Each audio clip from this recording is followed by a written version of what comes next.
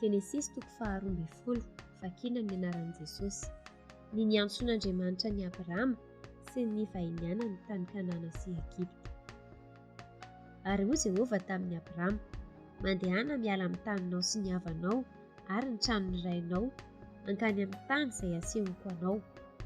Dia hahatonga anao ho firenena lehibe aho, sady hitahianao aho sy hahalehibe ny anaranao, ary ho fitahiana tokoa ianao, ary hita izay manisy soa anao aho, fa hanozina izay manozina anao, ary aminao no hitahiana firenena rehetra ambony tany. Dia nandeha Abrahama araka izay efa nolazain'i Jehovah taminy, ary Lota koa mba taminy, ary efa 570 taona i Abrahama raha niala tao Harana izy. Ary Abrahama nitondra ny Sarai vadiny sy Lota zanadralahiny mba amin'ny fananan'izy rehetra izay efa nohariny sy ny olona izay efa azony tao Harana.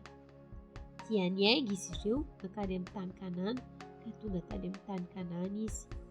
Ary i Abrahama dia nitety ny tany hatrany Sekema, dia tao an-kazo terem-bitany More, ary ny Kananita no tompo tany Kanana fahizay. Ary Jehovah niseho tamin'ny Abrahama ka nanao hoe, ny taranakao no omeko ity tany ity. Dia nanorina alitara teo izy ho an'i Jehovah izay niseho taminy. Ary nifindra niala teo izy hankany amin'ny tendrombohitra atsinanan'i Betela, ka nanorina ny lainy teo anelanelan'i Betela tao andrefana sy Ai tao atsinanany. Dia nanorina alitara teo koa ho an'i Jehovah izy ka niantso ny anaran'i Jehovah. Ary nifindra Abrahama ka nandroso ny andalana ho any amin'ny tany atsimo. Ary nisy mosary teo amin'ny tany, ary Abrahama dia nidina nakany Egipta hivahiny ihany, fa mafy ny mosary teo amin'ny tany. Ary rehefa nadiva ho tonga tany Egipta izy, dia hoy izy tamin'ny Sarai vadiny, indro, fantatro fa vehivavy tsara tarehy ianao, ka raha hitan'ny Egiptianina dia ataony hoe vadiny io, ka ho vonoiny aho, fa ianao kosa ho velomina. Masina ianao, lazao fa hanabaviko ianao mba hasiany soa aho noho ny aminao, ka ianao no hamelomany ahy.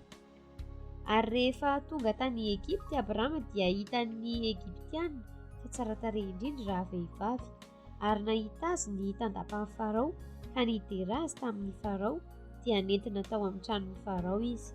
Ary Abrahama nasian'ny Farao soa noho ny amin'ny Sarai, dia nahazo ondry sy omby sy boriky lahy sy andevo lahy sy andevo vavy sy boriky vavy sy ramevy izy.